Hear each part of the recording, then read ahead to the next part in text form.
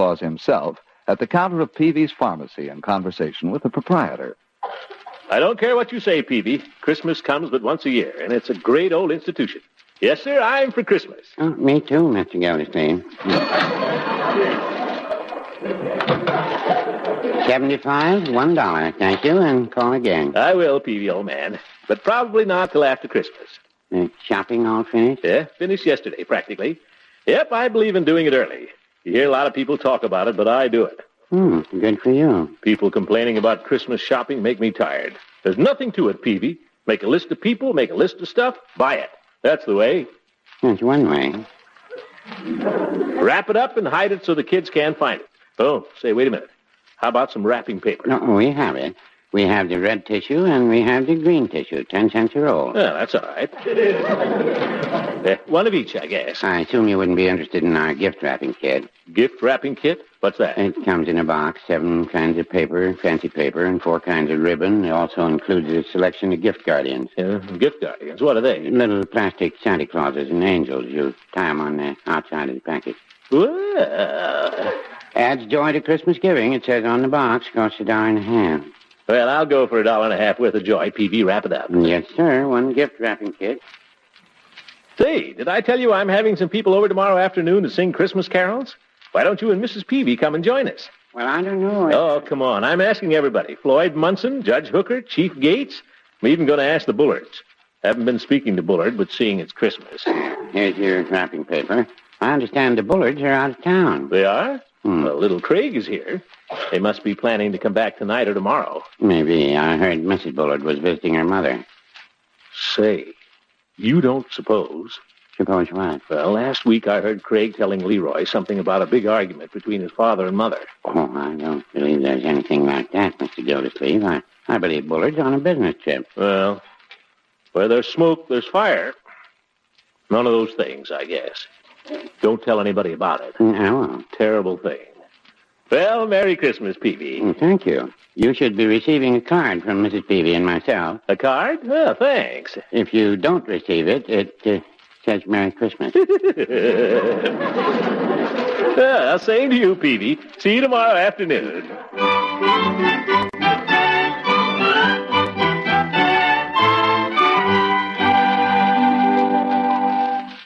Easy with the clippers, Floyd. Okay, Commissioner, just the back and sides. What's new? Nothing. Well, that takes care of that. I suppose you heard about the Bullards. Bullards, you say? Yeah. You heard about it? No. A little trouble there? Yeah, afraid so. She's gone home to her mother. Oh, that don't mean nothing. If I had $1 for every time Lovey went home to her mother, I wouldn't have to be cutting hair. There's more to it than that. But, sir, I'd be a rich man. She done it again last week. But she always comes back. I imagine Bullard isn't so used to it, Floyd. He's gone away, too. Where'd he go? Home to his dad? This is a serious matter, Floyd. Breaking up a home. I don't break up so easy. There's a lot of stretch in a home. But a guy like Bullard, I can see where a nice woman like her wouldn't... Of course. That's the sad part of it. Let's not spread this around, Floyd, after all. You don't have to worry about me, Commissioner. I'm no talker. Little tonic on the hair? No, just comb and dry. Poor Mrs. Bullard. And at Christmas time, too.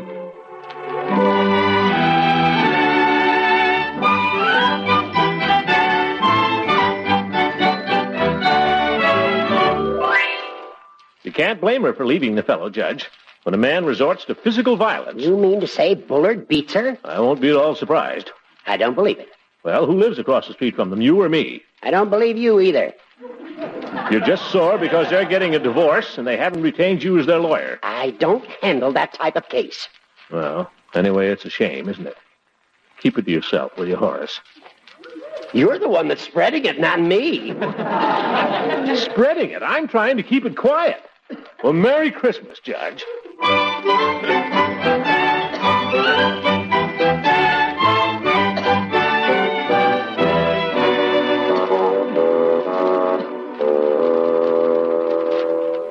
That's the sad part of it, Eve. They've been married 15 years. That's not the saddest part, Throckmorton. When a wife leaves her husband, you know who suffers. Yeah, it's tough on Bullard. No. It's little Craig I'm thinking of. He's such a little boy, all alone there at home with the governor. Oh, yes, Craig. Broken homes are hardest on the children, Throckmorton. That's something we school teachers know very well. Very terrible. Say, Eve, can you come over tomorrow afternoon? Some people are coming to sing carols. Well, Maybe you could come a little early, huh? Got a present for you. Got a lot of mistletoe hung around, too. Honestly, Throckmorton, you are the strangest combination of people. Will you come early? Well, seeing it's Christmas.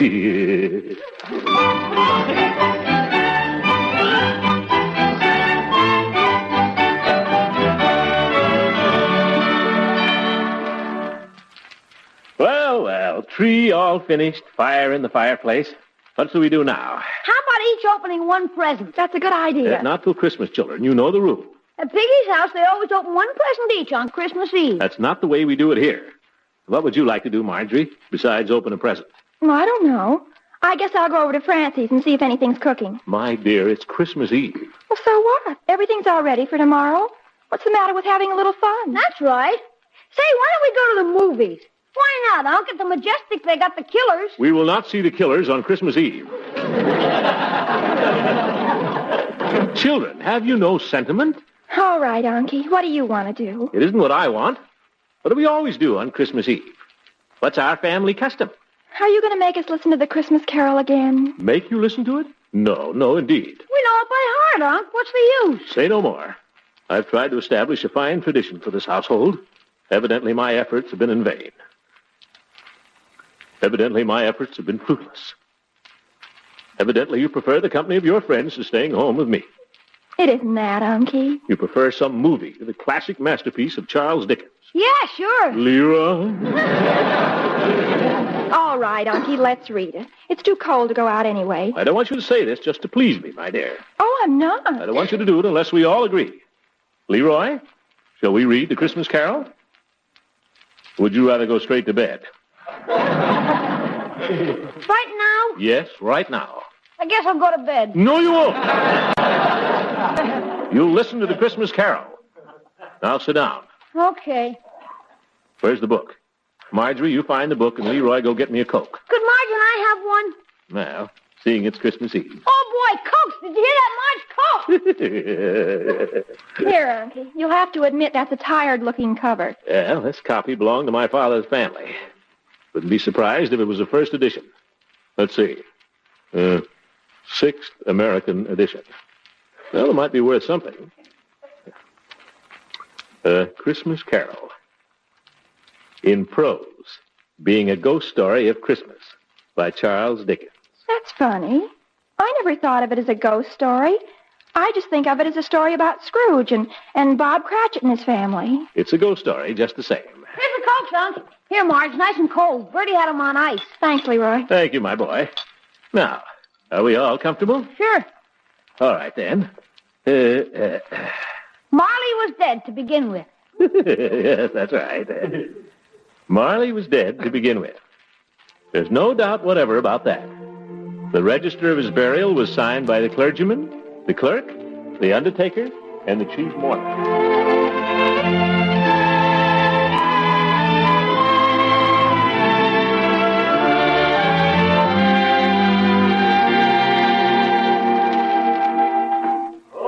Wonderful pudding. Bob Cratchit said, and calmly too, that he regarded it as the greatest success achieved by Mrs. Cratchit since their marriage. Mrs. Cratchit said that now the weight was off her mind, she would confess she had had her doubts about the quantity of flour. Everybody had something to say about it, but nobody said or thought it was at all a small pudding for a large family. It would have been flat heresy to do so. Any Cratchit would have blushed to hint at such a thing. At last, the dinner was all done. The cloth was cleared, the hearth swept, and the fire made up. The compound in the jug being tasted and considered perfect, apples and oranges were put upon the table, and shovelfuls of chestnuts on the fire. And all the Cratchit family drew round the hearth, in what Bob Cratchit called a circle, meaning half a one. At Bob Cratchit's elbow stood the family display of glass, 2 tumblers, and a custard cup without a handle. These 2 held the hot stuff from the jug, however, as well as golden goblets would have done. and Bob served it out with beaming looks, while the chestnuts on the fire sputtered and crackled noisily. Then Bob proposed. A Merry Christmas to us all, my dears. God bless us. Which all the family re-echoed. God bless us, everyone, said Tiny Tim. The last of all. He sat very close to his father's side, upon his little stool. Bob held his withered little hand in his, as if he loved the child, and dreaded that he might be taken from him. Little Leroy. Unc, what's the matter? I hope you children realize how lucky you are to have a family, even if it's only your old uncle. I think you make a wonderful family, Unky. Sure, you're okay. Think of poor little Craig Bullard over there, all alone, with a governess. Is that any way to spend Christmas? Where's his father and mother? I don't know. Poor kid. Leroy, it looks as if Craig is going to have a pretty thin time of it. What would you think of sharing some of your Christmas presents with him? My presents? Oh, Craig's such a louse. My boy, is that a Christmas thought? But he is. Besides, his father's going to give him all kinds of stuff for Christmas. His father may not get back for Christmas. His mother either. Don't you think it would be nice if we all devoted ourselves to giving little Craig a nice Christmas tomorrow? I think we should. Well, if they aren't back by tomorrow... That's the boy. I knew your heart was in the right place.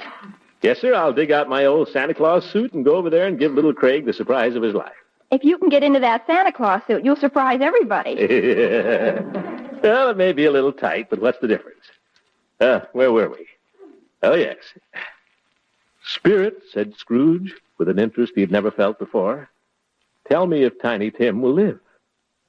I see a vacant seat, replied the ghost, in the poor chimney corner, and a crutch without an owner carefully preserved. Stay close to me, Leroy.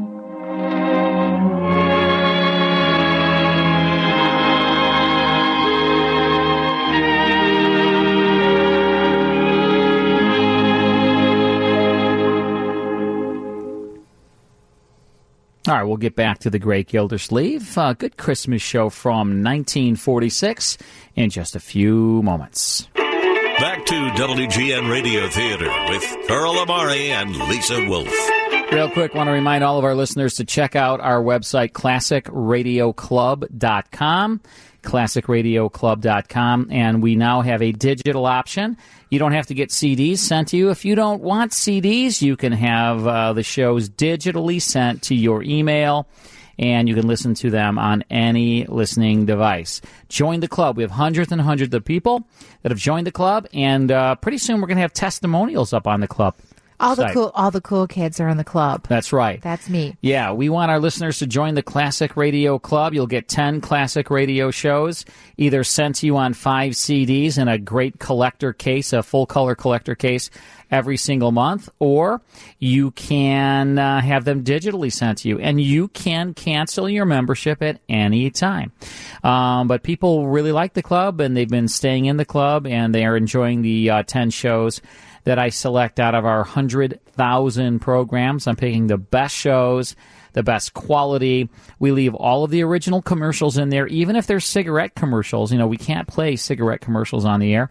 But on the radio shows that we send you, all of the commercials are intact, no matter if they're spam commercials or wild root cream oil or whatever it is, right, Lisa? I prefer the Roma wines. Thank you very much. I know you prefer. And a little J-E-L-L-O. I know you prefer. You definitely prefer the Roma wines. I prefer it and I perform it.